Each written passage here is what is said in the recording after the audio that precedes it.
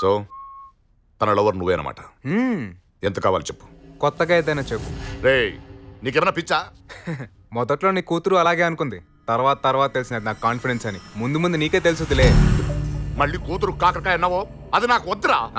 తను మాత్రం నేను చూసిన వెంటనే ఐ లవ్ యూ నానా అని సంకెక్కుద్ది అనుకుంటున్నావా? తను కూడా నేను వద్దనుకుంటుంది. అయితే మధ్యలో నీకెందుకు గులా? మీరిద్దరు డిసైడ్ అయిపోతే సరిపోద్దా? రేపు పొద్దున బన్నీ చిన్నికి ఎవరు సమాధానం చెప్తారు? బన్నీ చిన్ని వాళ్ళెవరు? మాకు పుట్టబోయే పిల్లలు. అంటే నువ్వు ఆడించాల్సిన మనవడు మనవరాలు బన్నీ చిన్ని.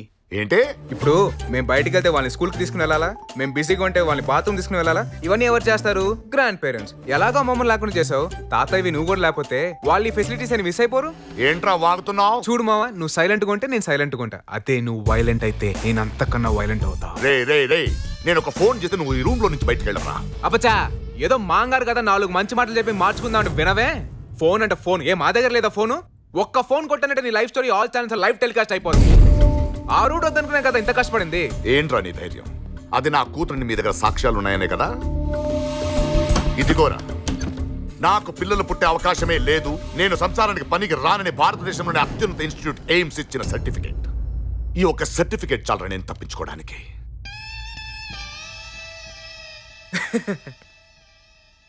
మావా, నీ దగ్గరికి వచ్చే ముందే నేను ఎలా బొచ్చో పెట్టాలని బుర్రగోకుంటా వచ్చా.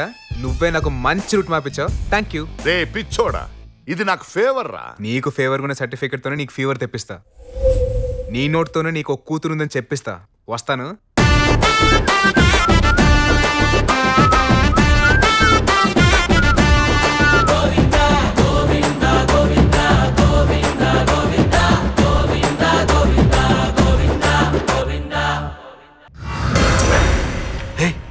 ఏంటయ్యా మీరు చెప్పేది వింటుంటే శాటిలైట్లు షేక్ అయిపోయేలా ఉన్నాయి.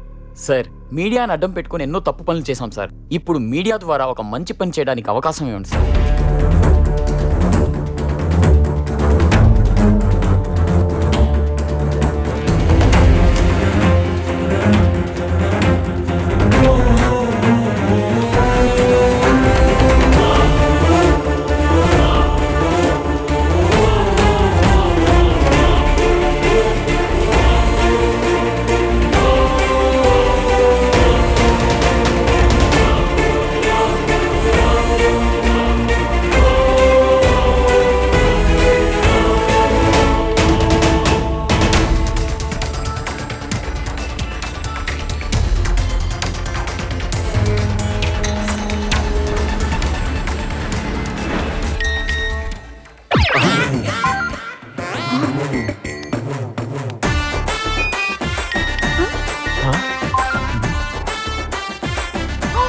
ఏంటయ్యా?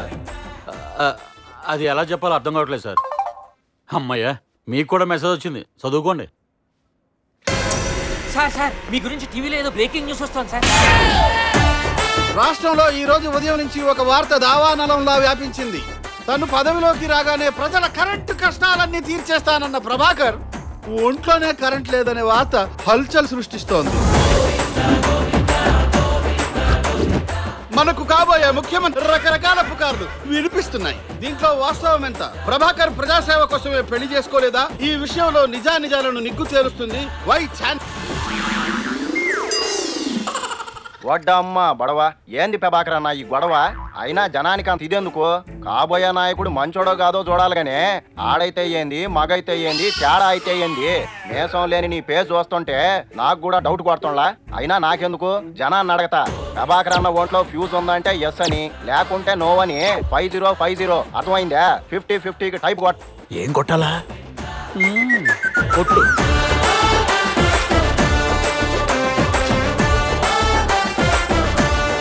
ప్రభాకర్కి మగతనం లేదని ఢిల్లీ ఎయిమ్స్ నుంచి కూడా తనకు తానే సర్టిఫికేట్ తెచ్చుకున్నట్టు ఆధారాలున్నాయటండోయ్.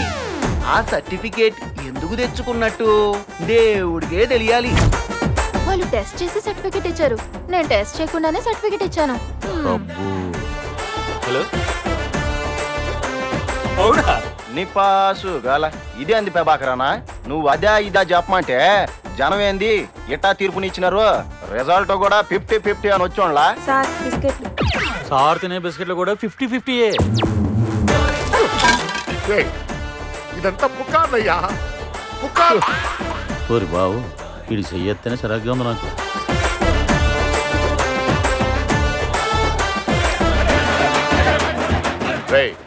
ఏంట్రా గోల్ అక్కడ? మీ చుట్టాలండి సార్, మిమ్మల్ని కలవాలని వచ్చి బయట తెగ్గొడవ చేస్తున్నారు. ఎంత చెప్పినా వినట్లేదు సార్. నా చుట్టాలు? అవును సార్.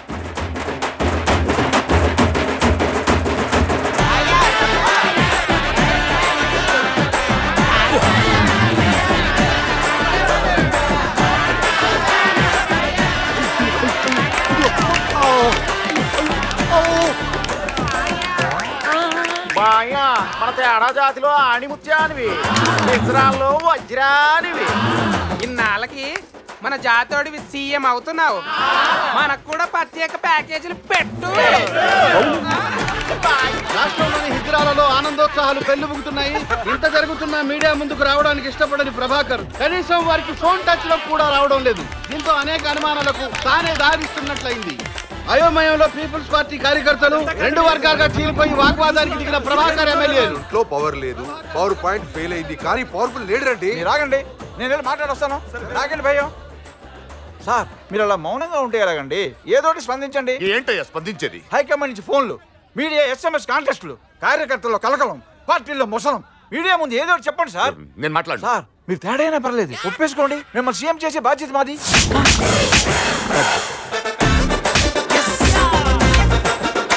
ఇదే మనకు కావాల్సింది సార్. మన నెక్స్ట్ స్టెప్ ఏంటంటే బ్రేకింగ్ న్యూస్. ప్రభాకర్ వర్గం నుంచి 35 మంది ఎమ్మెల్యేలు జంప్. గంగా ప్రసాద్ కు బేషరతుగా మద్దతు. ప్రభాకర్ వర్గంలో కలకలం. ఎమ్మెల్యేని కొడితే ఎమ్మెల్యేలు ఉంటారటండి. కొడితే పెళ్ళామే ఉండట్లేదు, ఇంక ఎమ్మెల్యేలు ఎందుకుంటారండి? ఈ ముసలుడు ఇంత పని చేస్తాడని నేను అనుకోలేదు. మీరేం కంగారు పడకండి సార్, నేను వెళ్ళి మాట్లాడి తీసుకొస్తాను వాళ్ళని. తీసుకురా సార్. నేను సీఎం రేస్ లో లేనని తెలుసా, నాకు కిప్ కూడా ఫోన్ లిఫ్ట్ చేయలేదు. నా దగ్గర 35 మంది ఎమ్మెల్యేలు ఉన్నారని ఫేక్ న్యూస్ వేస్తే నమ్మేస్తారా? ఇలాంటి పుకార్లు వర్కౌట్ అవ్వవురా? మన పుకార్ నిజం అవుద్ది, మేము వేసిన ప్లాన్ సక్సెస్ అవుద్ది. నువ్వు చెప్పేది నిజమే, కానీ నాకు ఎందుకు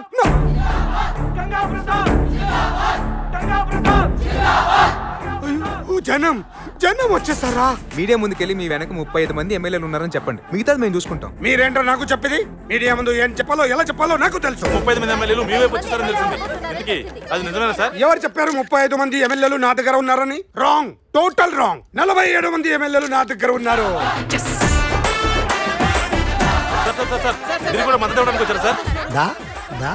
నమస్తే సార్, వెల్కమ్. సరే ఎక్కడ మా ఎమ్మెల్యేలు ఎక్కడ దాచిపెట్టారు? హోమ్ మినిస్టర్ ఫిరౌజ్ జిందాబాద్ జిందాబాద్. నేను హోమ్ మినిస్టర్ ఏంటి? కాబోయే సీఎం గంగా ప్రసాద్ కి సపోర్ట్ చేస్తే హోమ్ మినిస్టర్ మీరే. రాజ్యసభ హోదాలో మీ ఆవిడ సెంట్రల్ మినిస్టర్. గంగా ప్రసాద్ కు సపోర్ట్ చేస్తున్నట్టు సంతకం ఇక్కడ, సెల్ ఎక్కడ, మీరక్కడ, పెన్ ఎక్కడ? జంప్ అయిన ఎమ్మెల్యేలను తిరిగి తీసుకొస్తానని వెళ్ళిన ప్రభాకర్ అంతరాత్మ తానే లాంగ్ జంప్ కొట్టి తన వర్గం ఎమ్మెల్యేలతో పాటు గంగా ప్రసాద్ కు బేషరతుగా మద్దతు తెలిపి నిఖార్సైన రాజకీయ నాయకుడిని నిరూపించుకున్నారు. బాగుందండి. కూతురు లేచిపోయిందని ఏడుస్తుంటే వెతుక్కుని వస్తానని ఇలాంటి పెళ్ళం కూడా లేచిపోయినట్లేదు. మీరేం కంగారు పడకండి సార్, ఆ ఎమ్మెల్యేని నేను తీసుకొస్తాను సార్. నువ్వు ఆగో. లేచిపోయిన పిల్లని వెతుకుదామని వెళ్తే ఉంచుకున్నది కూడా వెళ్ళిపోయిందట. ఎప్పుడు ఎవడు ఎక్కడి నుంచి కదలకూడదు ఏంటే?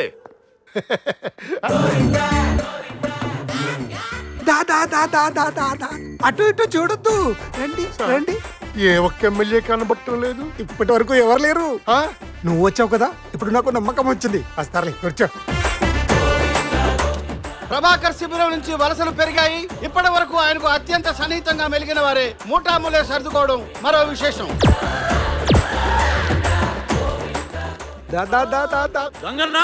అరే మీరా? గంగా ప్రసాద్ కాదంటే మీరు వెళ్ళిపోయారు కదా. నరవలేని నాలుగమ్మ.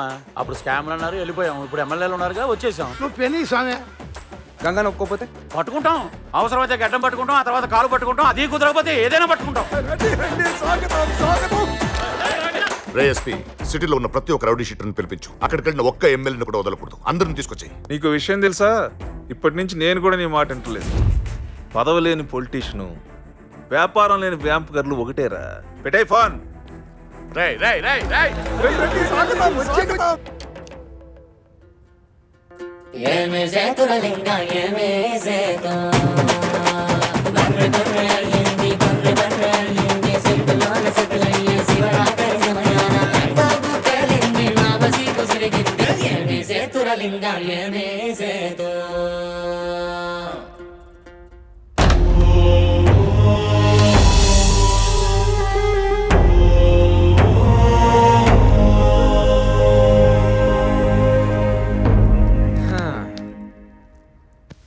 ఏంటి మా రియాక్షన్? ఎక్కత్తో కర్రో ఉంటే నేను కస కస కస అని పొడిసేయడం లేదు.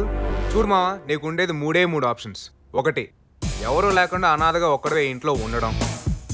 2, నేను సృష్టించిన పుకాన్ని బేస్ చేసుకొని అక్కయ్య బావయ్య అంటూ ఏంటి ఆళ్ళలో కలిసిపోయి గవర్నమెంట్ ఇచ్చే బెనిఫిట్స్ సబ్సిడీస్ తీసుకొని బతికేయడం. ఇక 3వ ఆప్షన్, నీకు అస్సలు ఇష్టం లేని ఆప్షన్, నీకు ఒక కూతురుందని మనస్ఫూర్తిగా ఒప్పుకొని మాతో పాటు వచ్చేసి బన్నీ చిన్ని అవసరాలు చూసుకోవడం. ఏ ఆప్షన్ తీసుకోవాలని మా బలవంతం ఏం లేదు. ఎంతైనా త్రుట్లో తప్పిన సీఎం కదా, కరెక్ట్ డెసిషన్ తీసుకుంటాడు. పద.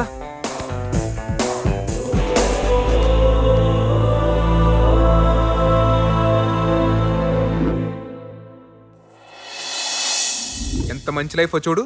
అసెంబ్లీలో కూర్చొని ఎత్తుకు పై ఎత్తులు వేయటాలు లేవు, కన్నింగ్ మెంటాలిటీస్ లేవు, రియాక్షన్స్ లేవు, ప్లాన్స్ లేవు. ఓన్లీ విల్ టైమింగ్ ఫాలో అయిపోతే చాలు. ఇంతకన్నా మంచి లైఫ్ ఏమైనా ఉందా మావా?